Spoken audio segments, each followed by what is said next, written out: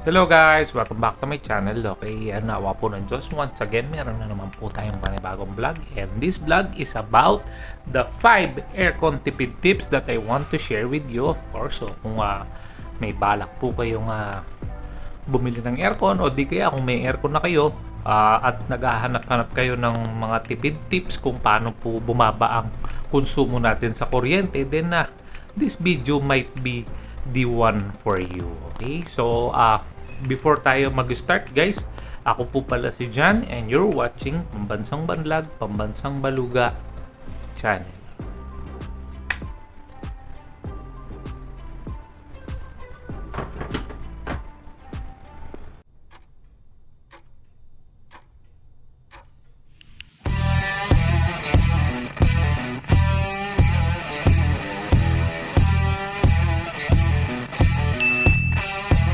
Hello guys! Welcome back to my channel. Okay, and awa po ng Diyos, meron na naman po tayong panibagong vlog. But before I start guys, please don't forget to hit the subscribe button kung hindi pa po kayo subscriber.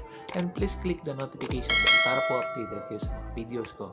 Thanks in advance guys! Hello guys! Welcome back to my channel. Okay, and awa po ng Diyos. Once again, meron na naman po tayong panibagong vlog. And this vlog is about the 5 carrier aircon tipid tips that I want to share with you. Okay, so yan. Kung mapapansin ninyo, nandito po tayo sa aming aircon, which is the Carrier X-Power Gold 3. Okay, again and again. Kung napanood nyo po ang ating mga previous vlogs about this aircon, sana, ayan guys, meron po kayong konting knowledge sa kanya. But then guys, disclaimer lang po pala, hindi po ako professional na technician, hindi rin po ako sponsored ng anumang aircon brand. Nagkataon lang po talaga, once again, na ang aircon ko ay Carrier. Okay, so yun guys, ano ba ang mga topic natin for today? Okay, being mentioned, 5 things or 5 aircon tipid tips ang ating tatalakayin ngayon. Siguro guys, uumpisahan ko po ang ating vlog sa number 1 aircon tipid tip, which is the know your aircon. Okay, know what type of aircon you must buy. Okay, so ano ba yun? Okay, siyempre guys, may mga tao na nagtatanong hanggang ngayon, ano daw ba ang mas okay bilhin, window type ba or split type? About that issue guys, kung tatanungin natin is yung type ng aircon. Siyempre guys, kung meron na rin tayong budget at afford naman natin yung mga split type at kung ang bahay naman natin malaki-laki naman at meron naman tayong space for the outdoor unit, I suggest you go with the split type. Ngayon, kung tatanungin nyo, bakit split type ang nire-recommend ko? Actually guys, kahit saang comparison pa yan, talagang surely na mas tipid pa rin talaga si split type versus kay window type. Marami yung mga tao nakala nila mas tipid daw ang window type kasi isang unit lang siya. Pero ang hindi nila naiintindihan doon guys is yung consumption ng mismong air conditioner. Ang window type kasi guys, if I am not mistaken, ang pagkunyari naka-compressor off siya or naka-standby lang siya, yung tapos na siyang magpalamig ng area, mataas pa rin yung watts na kinukonsumption niya kumpara kay split type, which is si split type naman, pagka siya yung umaandar at nag-compressor off na siya or na-reach na niya yung lamig ng area natin, usually guys, ang nangyayari is dun siya sa pinaka lower wattage na lang. So yun ang ano natin dito, ang big difference nilang dalawa. However, yun nga, merong mga disadvantages si split type aircon, which is yun nga, nag-occupy siya masyado ng maraming space, and at the same time, medyo pricey siya kumpara sa window type, unlike with the window type na mura. However, yun nga, yung kapalit nun is mas mabagal magpalamig ang window type, and at the same time, malakas kumonsumo ng kuryente ang window type kumpara sa split type. Hindi ko na siguro bibigyan pa ng detailed science experiment yan guys, kasi kahit saan pa kayo mag-research guys, ang split type talagang usually mas higher yung EER nila. Ano ba ang ibig sabihin ng EER? When we speak of EER guys, that means energy efficient ratio. Okay? So ang window type guys, usually hindi ganun kataas yung nakukuhang ratings niya, kahit pa sa mga magagaling na technicians na mga nagche-check na kung gaano ba kalakas ang consumption ng isang aircon. Kaya yun nga guys. So again, kung mayroon kayong space sa bahay, kung may budget, go for the split type. Ngayon, ang tanong naman, should we go for the ordinary aircon lang kahit na split type? Of course not guys. Kailangan guys, pumunta tayo dun sa unit na na inverter. Kasi guys, sa panahon ngayon, wala na po yatang mas titipid pa sa mga inverter type. Kumbaga, siyempre, kung bibili na rin tayo para masulit natin yung pera natin, doon na tayo sa mga inverter type. At saka guys, maging warning lang sana sa inyo to. Kung bibili po kayo ng inverter na aircon, tandaan nyo po na yung pinaka-updated na refrigerant po ang dapat na bilhin ninyo. Huwag po kayong kukuha ng inverter na aircon pero luma yung klase ng refrigerant na nilagay. So ano ba yun? Okay.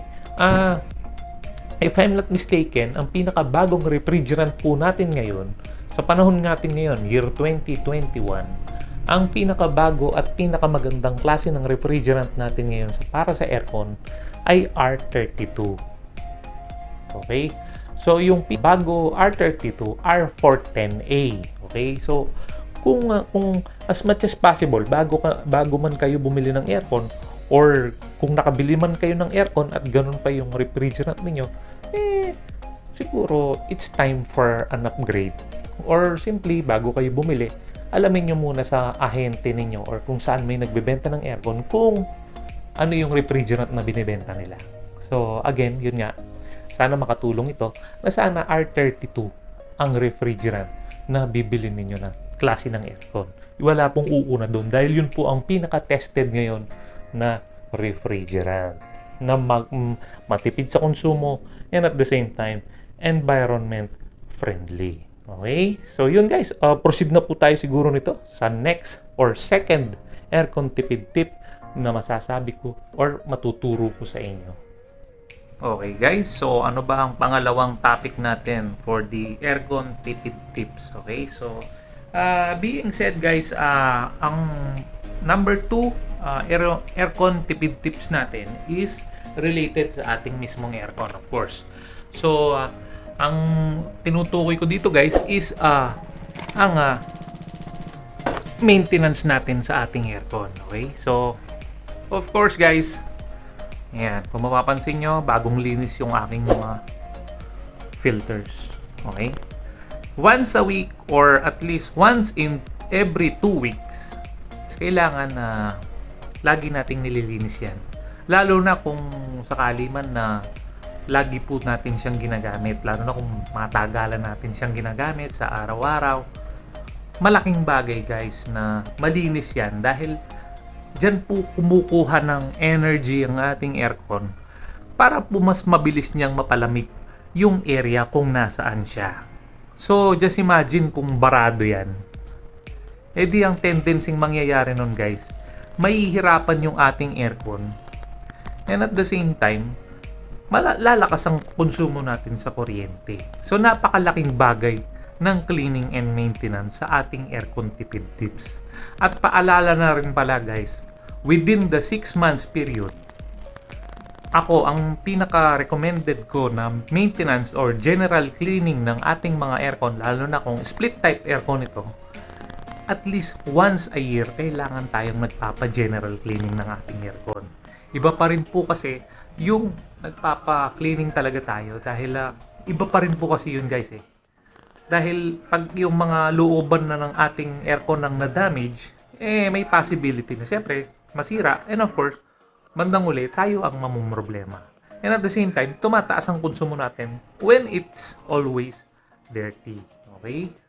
Okay guys, so proceed na po tayo dito sa ating pangatlong topic na aircon tipid tips.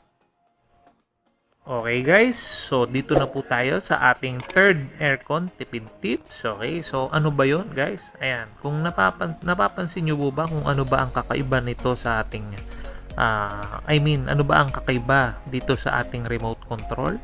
Ayan, kung mapapansin nyo guys, ano ba yung settings natin ngayon? Naka cool mode ako, naka 27 degrees Celsius ako na temperature, and at the same time, kung mapapansin niyo, naka todo ang fan speed ko. Yan. Bakit? Okay. So, syempre, medyo mapapatanong po kayo yan kung bakit ko ginagawa yan. Actually, guys, kakabukas ko pa lang ng aircon right now. So, ako guys, ang strategy ko kasi sa aircon namin, for the first 3 hours, nakatodo talaga or naka-max out yung fan speed niya. Bakit? Bakit ko ginagawa yon?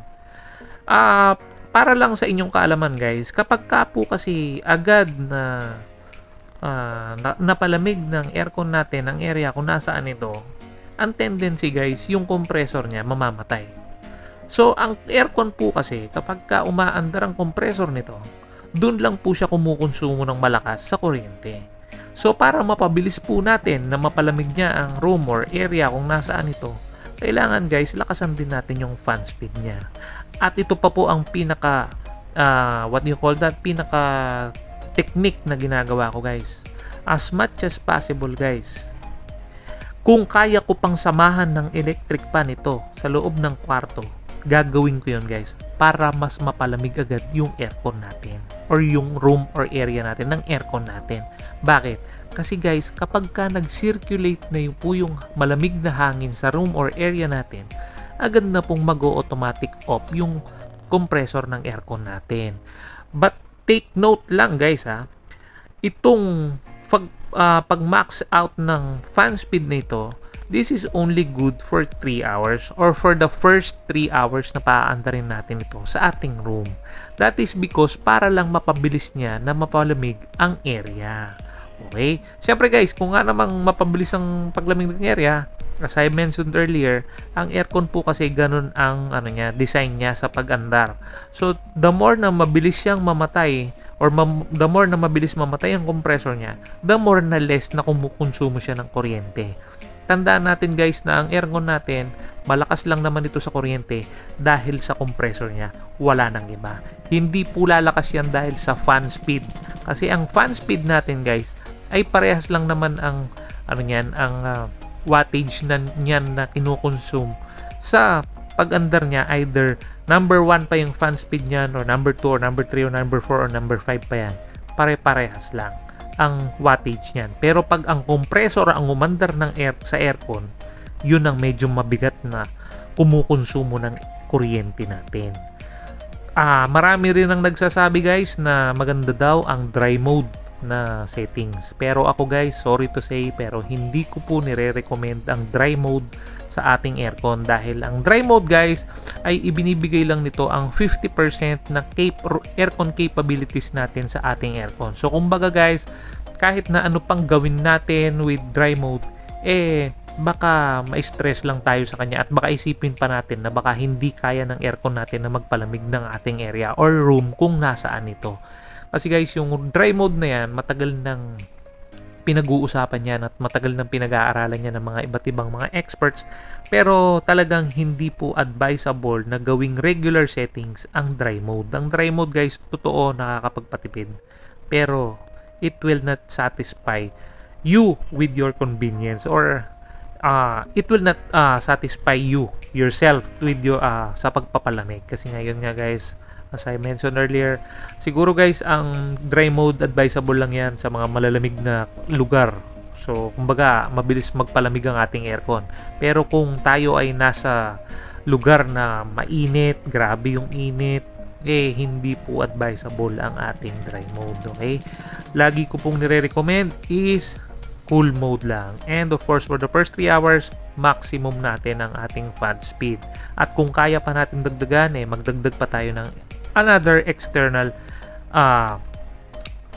electric fan. Okay? Mas maganda rin guys kung yung electric fan na mabibili nyo is yung may remote control para hindi na po kayo tayo ng tayo para magbukas at magpatay ng electric fan ninyo once na lumamig na po ang area ninyo.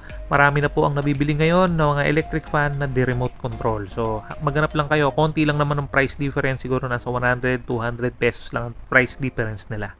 So, kung sakali man na natutulog kayo at gusto nyo magpalamig agad ng lugar ninyo or ng room ninyo, maganda na samahan nyo ito ng electric fan. Magkano, ilang watts lang naman ang electric fan, guys. Pero for the first 3 hours lang yun, guys, ha? Or at least kung kailan niya mapapalamig ang room ninyo. Siyempre, baka naman mangisay kayo sa sobrang lamig sa pagpapaandar ng ating electric fan and at the same time ng ating aircon. So, yun po ang ating third aircon tipid tips. I hope naiintindihan nyo po itong what do you call this? Third topic nito. Okay, so proceed na po tayo nito sa ating fourth aircon tipid tips. Okay guys, so ano ba ang ating fourth topic or fourth aircon tipid tips natin sa video na ito? Okay guys, so itong fourth aircon tipid tips naman na ito na masasabi ko sa inyo or mai-share ko sa inyo guys ay related naman po ito sa area kung saan nandoon ang ating aircon. Ano ba yon guys? As much as possible guys, kung kaya rin po nating i-seal ang ating room or ang ating area, as much as possible guys, gawin na po natin. Bakit? Ayan guys, so kung mapapansin nyo guys, ito. Ayan. Okay? Nakikita nyo ba yan? Rubber seal po yan guys. Okay? Tingnan nyo yung ano guys, yung nakakapasok na daliri ko dyan sa ilalim yan. Just imagine that guys, kung wala itong rubber seal na to. Okay? Kung wala yung rubber seal na yan guys, dire-diretsong palabas yung hangin na pagpapalamig na ginagawa ng ating aircon. Okay? So siyempre, ang tendency nun guys, yung lamig na pinuproduce ng ating aircon, natatapon lang. Dahil sumisingaw. So, again, para po makatipid tayo sa ating konsumo sa kuryente, siyempre guys, as much as possible, yung area kung nasaan ang ating aircon, dapat sealed yan. Ano pa man ang mangyari. At wag din natin, siyempre, kung kakalimutan guys, ayan, tulad na lang ng mga bintana natin, wag natin nahayaan na may mga nakabukas yan. And ayan guys, so kung mapapansin nyo, pati itong kabilang pinto ko, nilagyan ko yan ng rubber seal. Yung rubber seal na yan guys, you can get that in Shopee at around 200 pesos. Ayan, ganyan na po siya. 1 meter na po yung haba niya. So, at that price point, guys, malaki naman yung kapalit na savings noon afterwards. Siguro, halos magsi 7 months na yan sa akin, yung rubber seal na yan. And, halos walang nakakatakas na ano dyan, guys, na lamig ng aircon. That's the good thing with a sealed room or area where your aircon is. Tandaan natin, guys, siyempre, ano pa man ang pagtitipid na gawin natin, kung hinahayaan din natin ito na makawala o binabaliwala lang natin, wala rin mangyayari sa pagtitipid natin sa konsumo ng kuryente. So yun po ang ating fourth aircon tipid tips. Okay guys, so dito na po tayo sa last but not the least, the fifth aircon tipid tips that I want to share with you. Okay, so this is related naman guys from the third topic natin dito sa aircon tipid tips, which is as I am telling you, with the settings. Okay, so the aircon settings natin or remote control settings natin. Okay, so this is related purely to the settings that we usually use with our aircon. Okay, so as I have mentioned earlier guys, with the third topic natin, yung dry mode settings. Okay, so about the dry mode and about the best settings that I shared with you, which is the cool mode. Okay, ayun guys, ang masasabi ko lang guys, hindi po tama uulitin ko lang po ito, kumbaga bali dinagdag ko lang talaga ito para maging 5 po yung aircon tipid tips natin, pero talagang 4 lang naman talaga ang aking balak na i-share, pero para maging odd number siya, ginawa ko ng 5. So yun guys, being mentioned a while ago with the third topic, which is about the settings of our aircon. Ayun, as I mentioned, hindi po tama na masyado tayong nagtitipid. Tandaan natin guys, na bumili tayo ng aircon para sa convenience natin, hindi para magtipid lang ng magtipid sa konsumo ng kuryente. Sana sana bago tayo bumili ng aircon, sana ang ginawa natin nag-isip muna tayo na sana hindi na lang tayo bumili ng aircon, di ba? Kaysa naman sa bumili tayo ng aircon tapos puro naman pala tipid tayo. Bandang huli guys, baka naman na ang mangyari, imbis na mag-enjoy tayo sa aircon na binili natin, may stress lang tayo. Okay? So, yun ang ating 5 aircon tipid tips that I want to share with you. So yun guys, I think we're done. Yun na po ang ating vlog for today. Sana po wag po kayong magsawa sa pag-support ng ating channel. At yun nga guys, sana kung hindi po kayo interested sa video na ito, baka naman po sa mga iba pang video ko, maging interested kayo. Kaya sana wag po kayong aalis. Sana wag po kayong magsawa sa pag-support ng ating channel. As much as possible, gagawin ko po ang lahat hanggang para po ma-entertain kayo sa abot ng ating makakaya. Ayun guys, so kung meron po kayong question sa video na ito, please do not hesitate to make a comment. Try ko po itong sagutin sa abot ng aking makakaya. So ako naman guys, ang pinaka-comment ko lang dito sa video na ito, ano pa man po ang pagtitipid na ginagawa natin guys, mas maganda pa rin yung balance life. Okay? Wag lang po tayo dun sa pagtitipid. Kumbaga, minsan isipin din natin yung convenience natin. Pero siyempre, as always, ganun pa man, alam naman natin na iba pa rin yung tipid na nga and at the same time, na satisfied tayo sa ating aircon. So yun guys, thanks for watching. Wala na po akong dahilan para pahabain pa ang ating video nito. Sana wag po kayong aalis sa ating channel. Maraming salamat po sa aking mga masugid na mga subscribers, sa mga nag-aabang po ng aking mga videos. Pasensya na po kayo sa mga ibang videos ko na hindi po kayo interesado dahil alam nyo naman dito sa ating video guys, paiba-iba po ang aking ina-upload para po makatulong pa po ako sa iba't ibang mga tao. Basta sana wag po sana kayong maalis, wag po kayong mag-unsubscribe. Anyway, yun guys, thanks for watching. Till next time, again and again, kung nagustuhan niyo po ang video, please like, subscribe, share, and make a comment as well. Basahin ko po ito. Ayun guys, kung meron kayong request sa pag-review, gagawin ko ng video, please, wag po kayong mahiyang mag-comment. Try ko po itong gawan ng video. So yun. So yun guys, thanks for watching. Till next time, bye for now. Keep safe everyone. God bless us all. Thanks be to God. Bye for now. Bye.